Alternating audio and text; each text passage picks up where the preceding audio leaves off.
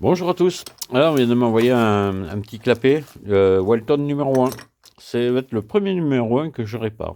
Ce monsieur Walton me disait que les numéros 1, il en a jamais remplacé ou rarement. Ils sont quasiment inusables. Et pourquoi? Parce qu'ils sont tout simplement démesurés. Voilà. Donc il y a beaucoup d'épaisseur, beaucoup de matière pour un tout petit clapet par rapport au plus gros. Donc il s'use pas facilement. Donc celui-ci, je vais vous faire voir ce qu'il a. La personne me l'a envoyé parce qu'il perd. Mais alors, il ferme pas quoi, de beaucoup. Si on souffle ici dedans, l'air il sort à plein tube.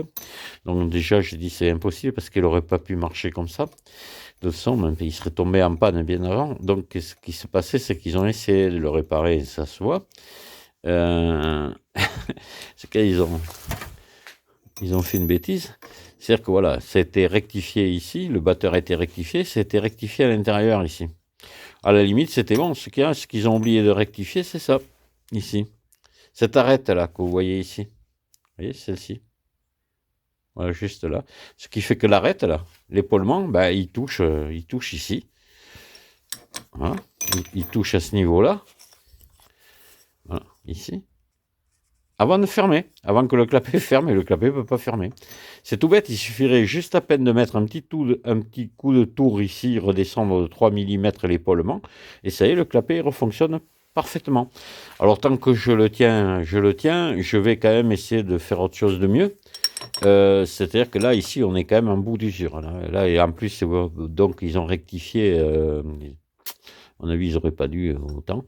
Donc il reste quasiment plus de métal. Donc je vais essayer, moi, de refaire un épaulement ici et de venir rapporter un petit bout de bronze dedans ou de laiton, parce que ces clapets, finalement, il n'y a pas longtemps que je le sais, les clapets Walton, ils sont pas en bronze, ils sont en laiton. Hein. J'étais surpris de ça. J'ai des vieux pilters, eux, ils sont en bronze et les Walton sont en laiton. Bon, c'est peut-être pas un défaut, hein. Peut-être que c'est bien le laiton aussi, la preuve. Hein. Je pense que Walton, il fait des clapets depuis longtemps. Hein. C'est simple, hein, comment on s'en rend compte? On prend un aimant puissant et il suffit de voir si ça s'aimante ou pas. Alors, ça s'aimante, attention, l'aimantation, elle est infime. Hein. On a du mal à la sentir. Sur les écrous, là, ça va, ils sont légers, on le sent bien. Là, déjà, c'est un peu plus dur. Mais il y a une aimantation avec un aimant très, très puissant. Donc, lorsque on le sent, il faut y aller en plusieurs fois. Et on arrive à sentir une légère, légère aimantation. C'est du laiton. S'il n'y a absolument rien, c'est du bronze. Voilà, c'est tout bête. Hein. Donc là, c'est du laiton. J'ai fait l'essai. Et puis de toute façon, maintenant, j'ai vu que sur le site de Monsieur Walton, il met clapé en laiton. Il met pas bronzé. Voilà.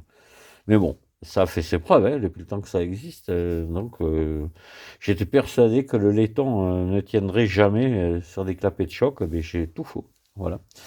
C'est des choses que j'ai affirmées depuis longtemps en disant qu'il fallait absolument qu'ils soient en bronze, les clapets. Ben, du laiton fonctionne très très bien.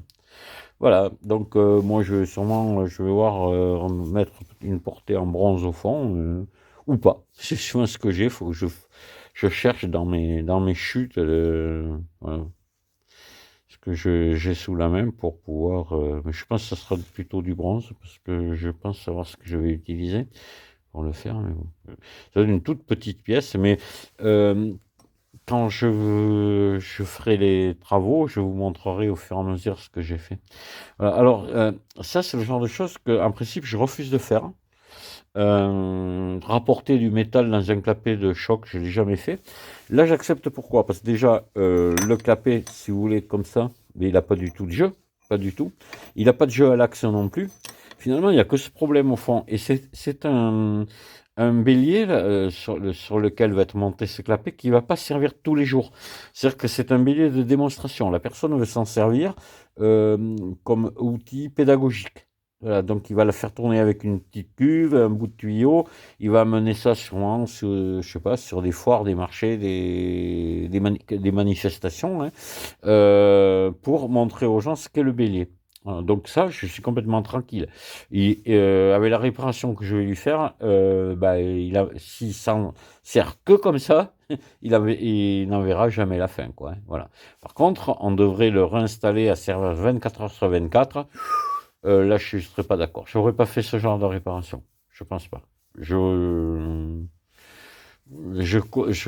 sais comment s'use un clapet de choc. Je suis complètement conscient que c'est 24 millions d'ouvertures et de fermetures à l'année. Il y a peu de gens qui arrivent à le comprendre, ça, mais voilà. Donc, il faut de l'extrêmement solide. Donc, une réparation de ce type pour un usage 24 heures sur 24, je pense qu'il ne faut pas la faire. Voilà, il faut changer le clapet. Allez, ben, écoutez, maintenant, on va voir la suite, et puis je vous ferai voir au fur et à mesure comment je vais réparer ce clapet. Allez, ben, à tout de suite. Voilà, alors j'ai réussi la réparation du petit clapet, donc c'est parfait. Vous voyez, il y a à nouveau un cône neuf au fond ici, avec de la matière, avec de l'épaisseur. Hein. Lui, je ne l'ai pas touché, voilà, je l'ai laissé, il n'y avait pas besoin d'y toucher. Donc, ce que j'ai fait, j'ai mis le fond à plat, l'ancien cône. J'ai mis complètement à plat, je me suis arrêté à peu près à 1 millimètre du fond, là. Parce qu'après, sinon, j'aurais pu avoir un manque de matière et derrière. Hein. Voilà, là, j'ai tourné avec le tour, j'ai fait une rondelle, quoi, enfin, on va dire un bouchon, je sais pas comment on pourrait appeler ça, de 5-6 millimètres d'épais, que j'ai épaulé pour qu'il puisse rentrer ici, fait un léger épaulement qui rentre, qui vienne à fleur ici, voilà. Et je l'ai ajusté sans jeu, quoi, voilà, qui rentre pile dedans. Ensuite, je l'ai sous-dos-brasé à l'étain. Donc là, c'était plein, c'était pas encore percé, c'était une rondelle pleine, quoi, un rond. Et je l'ai sous-dos-brasé à l'étain pour l'étanchéité. Et une fois que j'ai eu sous-dos-brasé, j'ai fait 2 petits trous ici. Là, voilà, on le voit, un ici et l'autre de l'autre côté, de 3 millimètres. À rentrer dans la pièce que je venais de sous-dos-braser au fond. Et j'ai mis 2 petits du rond de 3 millimètres en laiton que j'ai rentré en force avec en plus de la loctite. Hein. Tout ça pour que ça fasse un anti-arrachement, quoi, que la pièce puisse pas. Je pense pas qu'elle aurait bougé, vu qu'elle rentrait en force plus sous dos brasé à l'étain, mais enfin, en cas, pour assurer mon coup, voilà, je l'ai chevillée, elle ne pouvait plus partir. Ensuite, je l'ai remise sur le tour, j'ai percé au centre, j'ai fabriqué un outil à l'angle de mon cône, ici, au même angle, et j'ai fait mon cône ici sur cette pièce-là. Voilà. Et après, j'ai fait un petit rodage à la pâte à rôder, mais alors extrêmement rapide. Il y avait 3 fois rien à faire pour vraiment bien les ajuster, l'un et l'autre. Et le tour est joué, et ça, c'est complètement étanche. Je l'ai testé, il ferme parfaitement. Voilà, donc c'est un petit clapet qui va pouvoir repartir. Il n'y a pas de problème. Voilà, bon, j'avais dit que j'en ferais plus, que c'était terminé, mais voilà, je me suis laissé faire, là, disons. Bon, allez, de temps en temps, un petit truc comme ça, c'est pas pénible. J'ai pas froid dans mon atelier, allez, je l'ai fait. Voilà. Puis ça me permet de garder un petit peu la main. Voilà. Bon, c'est du travail que je n'aime pas faire. Parce que pour moi, oui, mais pour les autres, je n'aime pas parce que c'est très risqué.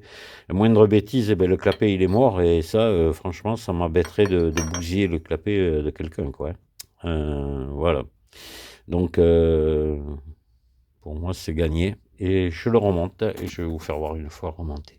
Voilà, le petit animal est remonté. Donc, il y a une course de 8 millimètres à peu près, ce qui est largement suffisant pour un numéro 1.